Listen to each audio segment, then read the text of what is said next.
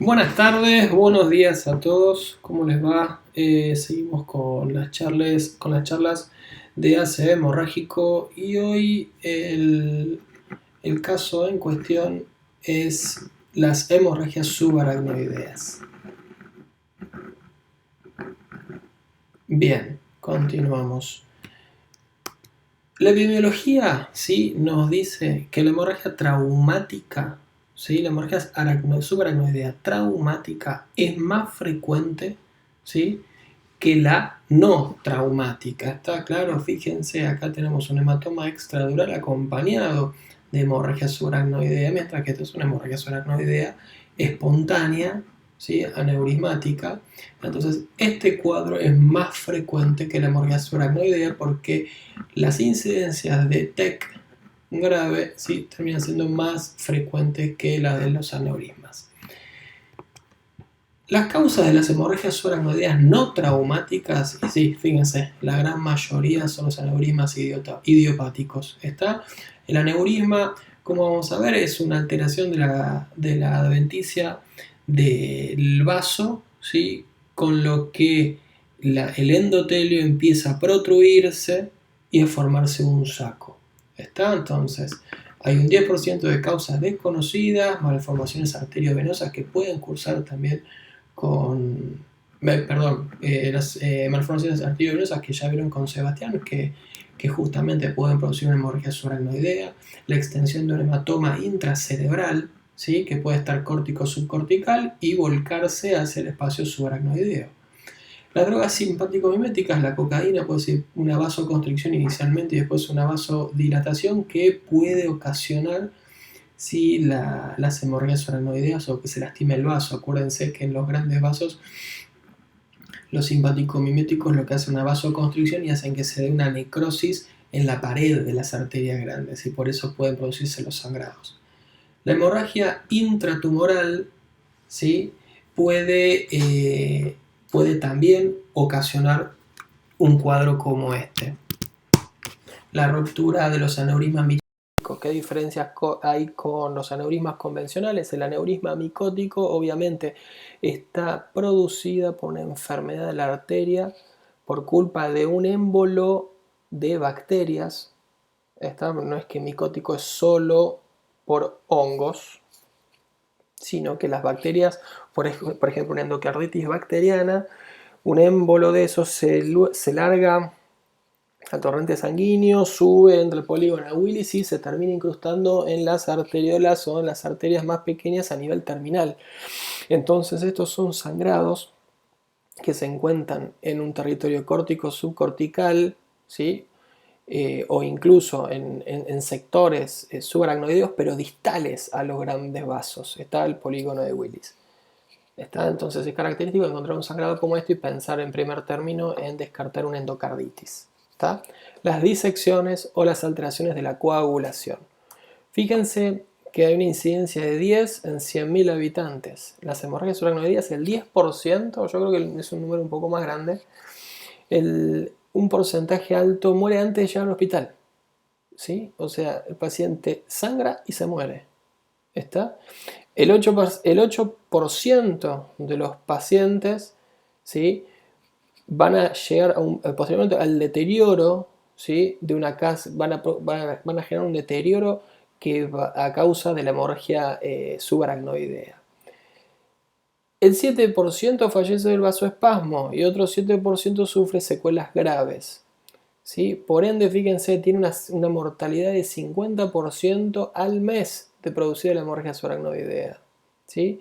Y de los sobrevivientes, el 30% permanece con secuelas moderadas a graves. Entonces, fíjense que es una patología benigna, pero con una alta tasa de mortalidad y alta tasa de morbilidad. Entonces, es una patología que una vez resuelta sin secuelas está curada. Ahora, ¿qué factores pueden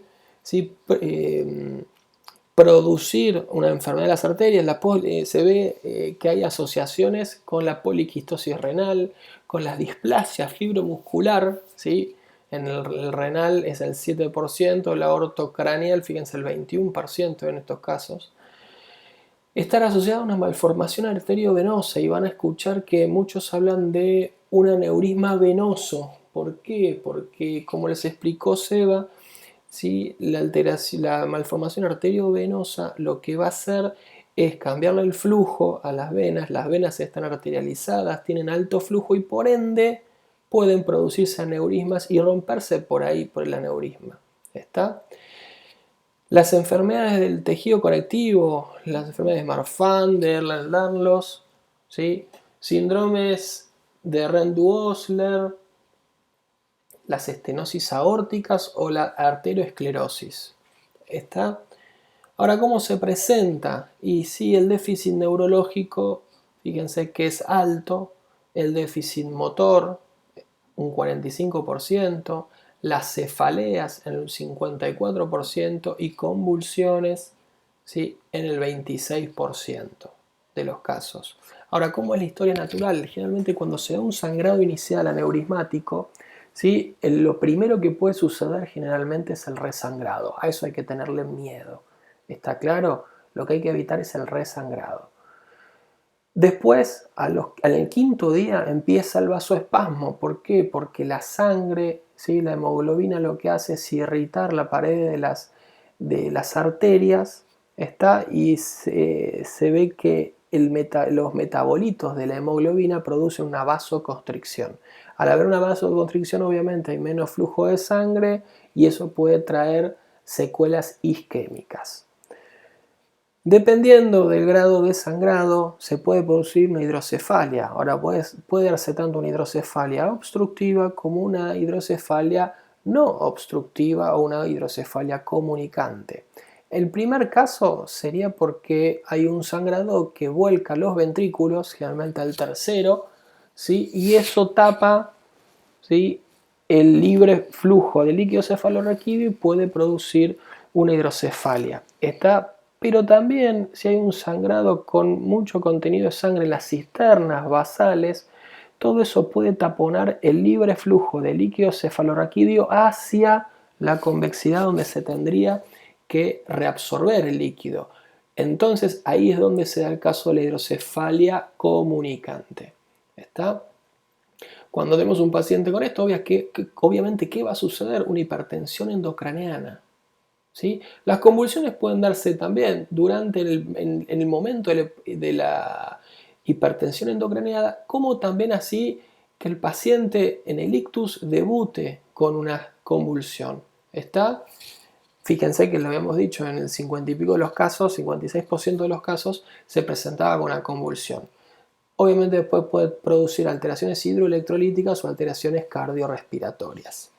¿Sí? Manifestaciones, fíjense que en otra publicación vemos que la cefalea se puede producir entre un 74 y un 80%, náuseas y vómitos 70 y 80%, si parte del síndrome meningio. Deterioro de la conciencia 60-70%, pérdida transitoria de la conciencia, o sea, el momento del ictus, el paciente que en el momento que se produce la rotura de la neurismática, ahí pierde la conciencia y después la vuelve a recuperar. ¿Está claro? Se puede dar en el 50% de los casos.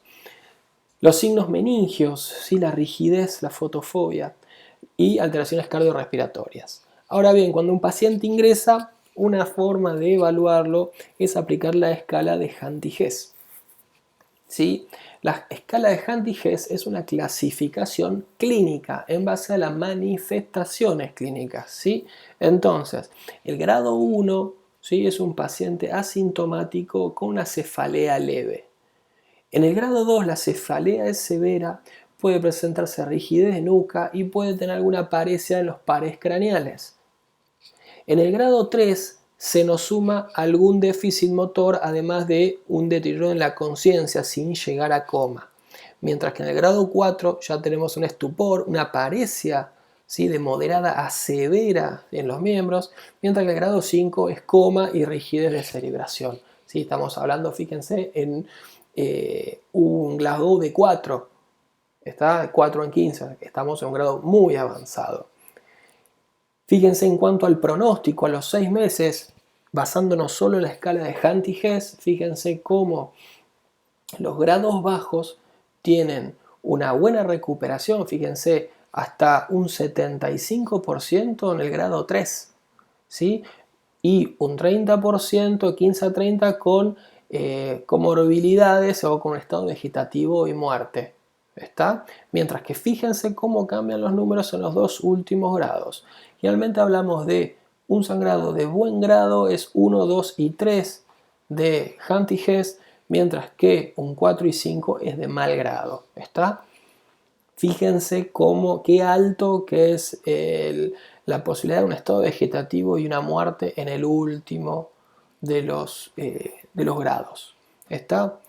En cuanto a los estudios complementarios, obviamente el primer objetivo de todos los estudios complementarios que tenemos a disposición es demostrar la presencia de sangre en el espacio subaracnoideo. O sea, un paciente que viene con clínica, por más que no tenga todas las manifestaciones, ¿sí?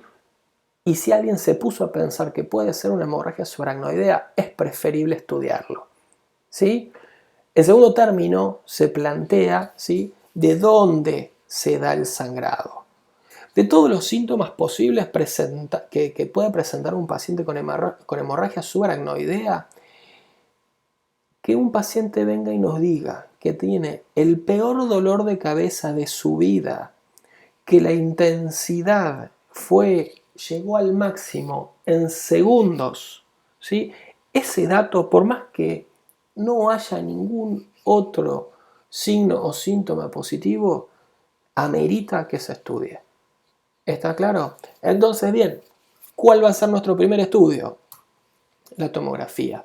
Entonces, en la tomografía yo voy a buscar, ¿sí?, que haya una imagen hiperdensa en las cisternas. Entonces tengo que buscar cisternas quadrigeminales, cisternas basales, ver el surco interhemisférico, ver la cisterna silviana, tanto donde comienza como más atrás. Fíjense en esta foto acá cómo llega la sangre a la cisterna silviana. Obviamente algunos, y cuando ya vieron unos cuantos casos de estos, a veces en la tomografía se ponen a hilvanar a ver desde dónde sangró. ¿Sí? Acá con este sangradito acá intraparenquimatoso chiquito uno está pensando en la comunicante anterior. Está acá, comunicante anterior, todos los sangrados carotídeos, ¿sí? Y necesitamos el resto de la tomografía porque el tope de la basilar va a tener una expresión en el tercer ventrículo, o si tenemos la fosa posterior vamos a ver peritroncal, también vamos a ver sangre. Entonces, obviamente, como de la misma manera que tenemos una escala clínica, tenemos una escala radiológica y una escala tomográfica. El muchacho Fisher ¿sí?, cuando se puso a hacer esta clasificación, ¿sí?, la dividió en 4 grados. Fisher 1 es cuando no se visualiza sangre en la tomografía. Yo en la tomografía las veo todas y no encuentro nada de sangre, ningún surco, ninguna cisterna. En el grado 2, ¿sí?, encontramos una capa fina que es menor de 1 milímetro de capa vertical. Ahora, este milímetro, cuando Fisher creó esta clasificación, la hizo con una regla común.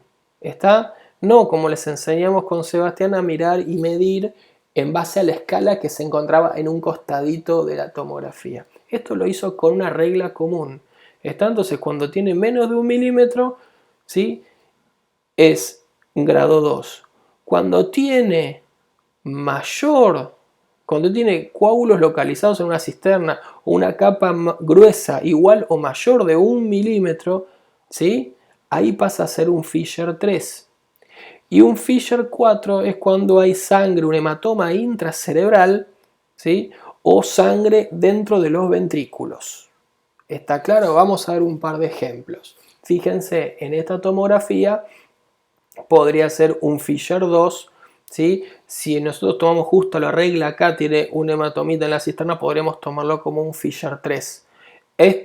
Me gustaría ver las cisternas basales, pero podría ser entre un Fisher 2 y un Fisher 3. Acá esto es un Fisher 4 porque tengo sangre en el temporal. Fisher 4 tengo, fíjense, un hematoma interhemisférico. Fisher 4, fíjense, tenemos sangre dentro de los ventrículos. Obviamente estos son pacientes conocidos que ya después de los estudios se confirmó que todos estos sangrados estaban secundarios a una rotura neurismática. ¿Cuál es el problema? El problema viene acá, con el Fisher 1, porque el Fisher 1, como ¿sí? Fíjense que no vemos ninguna tomografía, perdón, no vemos ninguna colección hemática. Cisternas basales libres, lo que va a la cisterna silviana, surco interhemisférico, cisterna cuadrigeminal, cisterna silviana, pero este paciente que yo les muestro acá tranquilamente pudo haber venido con, como les dije antes, con una cefalea brusca, ¿sí?, de intensidad máxima en segundos. Bien, ¿yo me quedo tranquilo con esta tomografía? La verdad que no. Una forma, y se han visto, pero no es el método convencional, que muchas veces en una tomografía por ahí no se ve, ¿sí?, una hemorragia subaracnoidea, y si hacemos una resonancia que tiene mayor sensibilidad, sí. Pero a ver, vamos a la práctica, ¿sí? No tengo resonadores en todos los lugares donde podamos trabajar. Tampoco hoy es de buena práctica, después de una tomografía que quiero descartar un sangrado neurismático, hacerle una resonancia. Pero sí tenemos otro método, por más que sea un poco más invasivo, es preferible y es más fidedigno, que es la punción lumbar. ¿Sí? Si yo tengo un paciente como el anterior que les marqué, ¿sí?, clínica sospechosa, tomografía no concluyente, parece que estuviéramos hablando de COVID, pero no. Clínica concluyente, tomografía no concluyente, una opción es hacer una punción lumbar. Este es el gráfico que encontré que más me gusta por el nivel que usa, que es el 4-5. Ustedes van a leer bibliografía un montón que usan 3-4, porque el cono medular. Yo encuentro que en 4-5-5-1 son los dos niveles donde tenemos mayor angulación de nuestras vértebras, donde podemos abrir más las espinosas y donde mejor va a entrar la aguja. Entonces, lo más cómodo para el paciente es acostado, porque encima está muerto de dolor de cabeza. Nosotros pinchamos y sacamos líquido. ¿Y qué es lo que vamos a buscar? ¿Qué le vamos a pedir al bioquímico? Que nos busque los glóbulos rojos crenados, que son así todos espiculados, porque el glóbulo rojo vertido en el líquido cefalorraquídeo tiene estos cambios, creo que era por el sodio, tienen estas formas. Ahora bien, ¿qué puede ocurrir? ¿Con qué me puedo confundir a la hora de hacer una punción? ¿Sí? Yo puedo hacer una punción y obviamente viene sangre. Pero si yo hice una punción lumbar traumática, ¿cómo me doy cuenta? Con la prueba de los 3 vasos. ¿Sí? Si yo, cuando vamos a pinchar sospechando una hemorragia subaracnoidea, tengo que tener 3 tubos, 3 vasitos, 3 algo. ¿Está? Donde yo tome la prueba y los 3 sean del mismo color, ¿sí?, estoy en presencia de una hemorragia subaracnoidea. Ahora, cuando yo tengo el primer tubo es un rojo más fuerte, menos y menos, significa que yo pinché una venita, una arteria, sangró y fíjense cómo va disminuyendo. Entonces acá estoy en presencia de una punción lumbar traumática. ¿Sí? ¿Qué otro detalle? Cuando nosotros vamos buscando una hemorragia subaracnoidea, ¿sí?, a los bioquímicos se lo tenemos que avisar porque la tienen que procesar rápido. Si yo llevo, por ejemplo, un tubo de estos, ¿sí?, y el bioquímico lo deja 2 horas reposando antes, estos tubos también van a tener glóbulos rojos crenados. ¿Sí? Entonces, ¿qué conclusión vamos a tomar? Entonces, para evitar ese error hay que avisarle al bioquímico que nosotros buscamos una hemorragia subaracnoidea que lo procese rápido. ¿Está? Porque estos 3 tubos con los crenados positivos, ¿sí?, ya tenemos el diagnóstico. ¿Está? Fíjense que justamente la prueba de los 3 vasos va disminuyendo, ¿sí?, y que no hay glóbulos rojos crenados supuestamente en una punción traumática que es procesada a tiempo como corresponde, mientras que sí lo hay, ¿sí?, en una hemorragia subaracnoidea. Hay otros elementos que se pueden pedir, pero la verdad que esto es lo más fidedigno, que entre la clínica, la tomografía y esto nos alcanza. Entonces, cuando llegamos a este punto, ¿sí?, ya confirmamos que hay sangre en el espacio subaracnoideo, ¿sí? Ahora queremos saber, ¿sí?, quién la ocasionó. Bien, entonces, ¿qué es lo que tenemos que pedir? Tenemos que estudiar la vasculatura del cerebro. ¿Y cómo se estudia? Con una angiografía. ¿Sí? Las angiografías digitales hoy, ¿sí?, esto es lo que se ve generalmente, una incidencia de frente, oblicuas.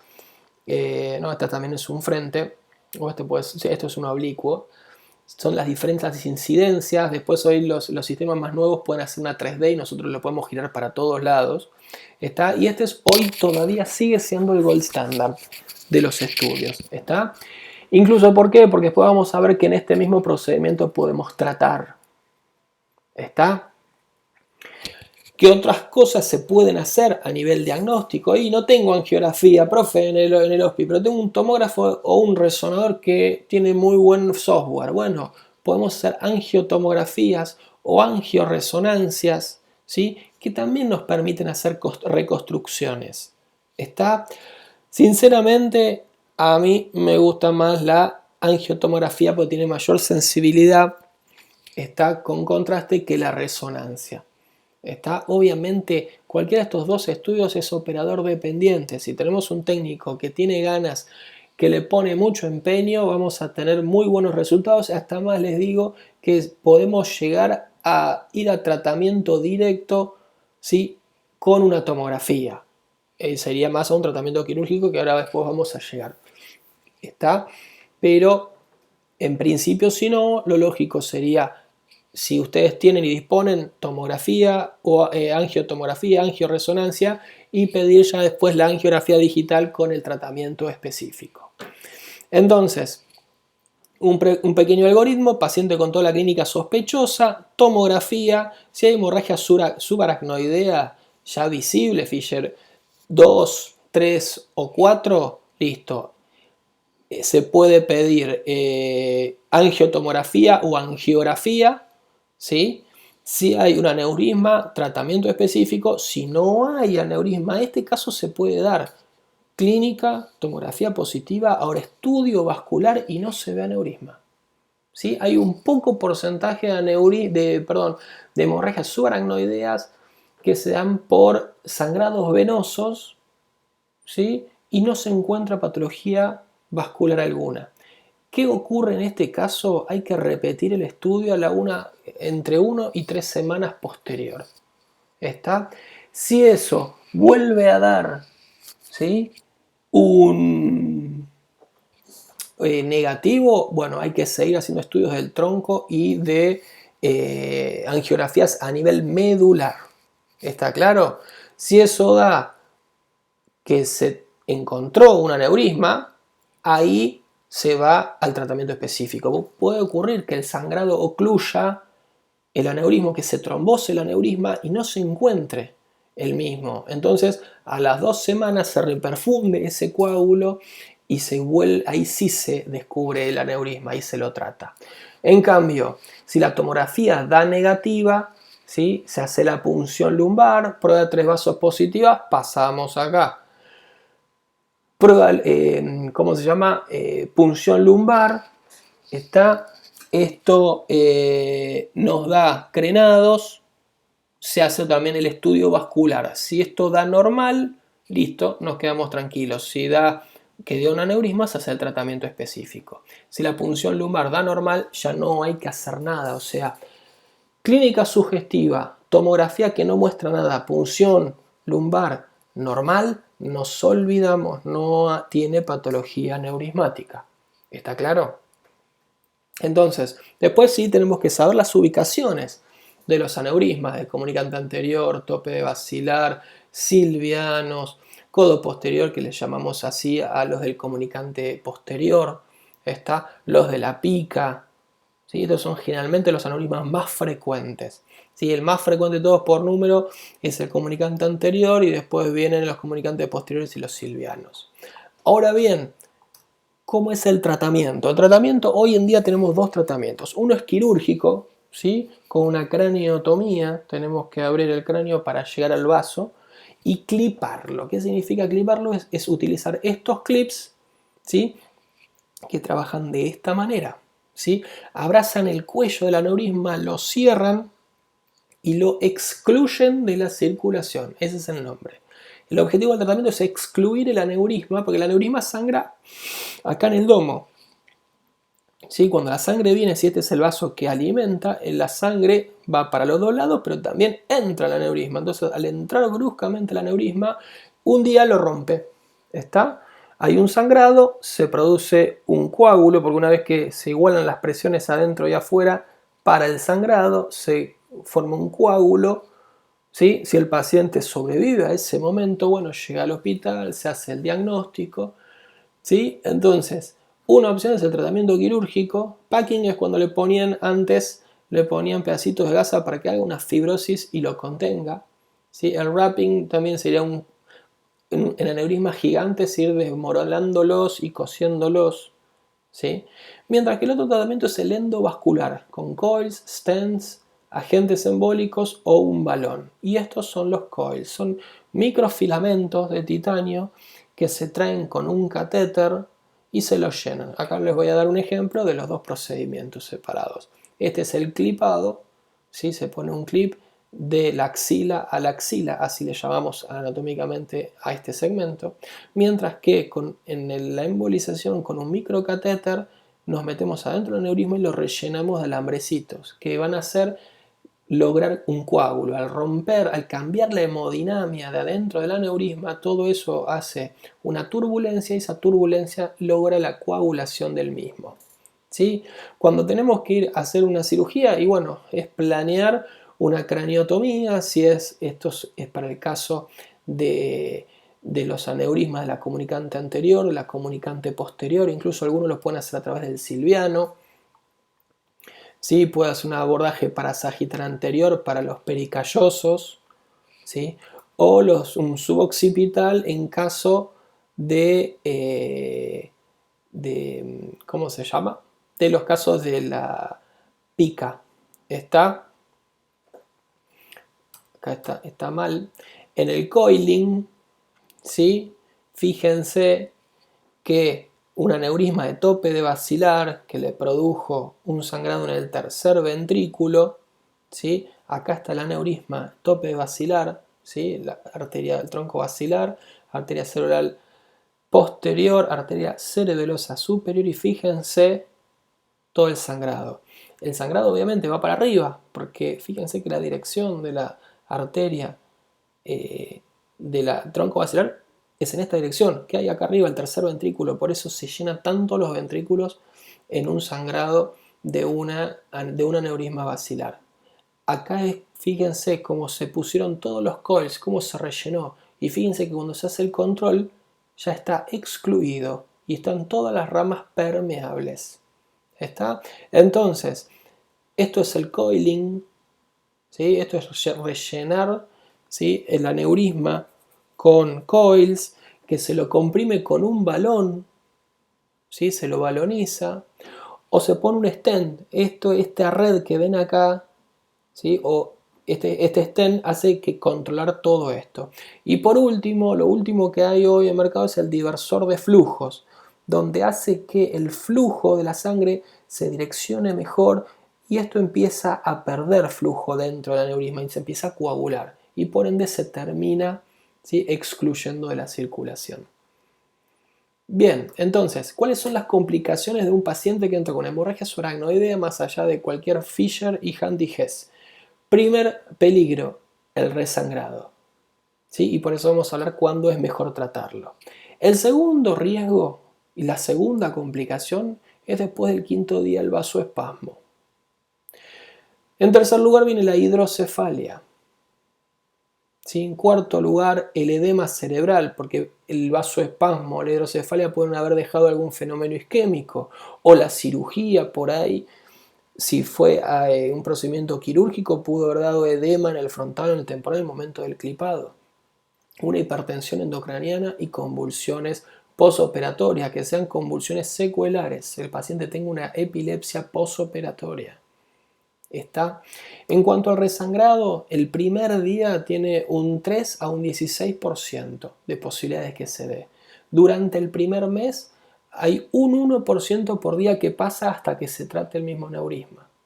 En 6 meses, fíjense, el 50% de los aneurismas que sangraron y que no se trataron, el 50% resangra. ¿Sí? Y a nivel anual es el 3 por año. Entre el 50 y el 80%, ¿sí?, tiene mortalidad a los 3 meses, cuando hay un resangrado. ¿Está? Entonces fíjense qué grave que es el resangrado. ¿Está? En cuanto al vasoespasmo, obviamente es una de las causas más frecuentes de secuelas y también de muertes después de una hemorragia subaracnoidea. Los factores de riesgos, fíjense que va a tener el espesor del coágulo. ¿Por qué? Si yo tengo más sangre en el espacio subaracnoideo, también tengo más metabolitos. Al tener más metabolitos, tengo más elementos que irritan a los vasos y producen la vasoconstricción. Segundo punto, fíjense, la sangre en los ventrículos laterales también puede estar aumentando esto. Las velocidades mayores de 110 centímetros por segundo en el quinto día, ¿sí?, ya hablan, ¿sí?, de vasoespasmo. Esto es cómo se mide esto. Ahora lo vamos a ver, que es con un ecodoppler transcraniano. Los pacientes que tienen un Glasgow menor a 14, ¿sí?, tienen mal pronóstico en cuanto a la producción de vasoespasmo. Y la ruptura de aneurismas en la arteria comunicante, en la arteria carótida interna o en la arteria comunicante anterior, se predisponen más a el vasoespasmo. ¿Por qué? Porque bañan y porque inundan todo el polígono de Willis, a las arterias de mayor calibre, las que tienen más muscular en su pared. Por ende, eso va a predisponer al vasoespasmo. ¿Cómo se hace el diagnóstico? El diagnóstico se va a hacer con esto, con el ecodoppler transcraniano. ¿Sí? La clínica va a ser de justamente apariciones de foco, de bradipsiquia, de deterioro del sensorio. Entonces, el Doppler transcraniano, ¿sí?, es el que va a monitorizar a todo esto. ¿Sí? La angiotomografía, la tomografía también va a ser necesario para ver que no aparezcan en la tomografía ¿cómo se llama? Áreas isquémicas, ¿sí? Y con la angiografía también se puede ver el vasoespasmo angiográfico, ¿sí? Los estudios de flujo sanguíneo cerebral van a ser útiles. La arteriografía puede ser también un procedimiento para tratar, ¿sí?, el vasoespasmo, ya que se puede instilar fármacos o se puede hacer con un balón una dilatación de las arterias en cuestión. ¿Sí? Lo que sí hay que descartar otras complicaciones. ¿Está? En cuanto al Doppler transcraniano, ¿sí?, tiene sensibilidad y especificidad. ¿Sí? Puede ver el vasoespasmo distal. Las velocidades son altas en hiperemia, en fiebre y en anemia. ¿Sí? El aumento de la PIC, ¿sí?, con compromiso de la PPC, ¿sí?, van a poder ser vistos con esto. El único problema es que tiene una mala ventana ósea, que es operador dependiente, ¿sí?, y muchas veces falta la colaboración del paciente. El paciente está despierto y a veces no colabora. Entonces depende mucho de esto.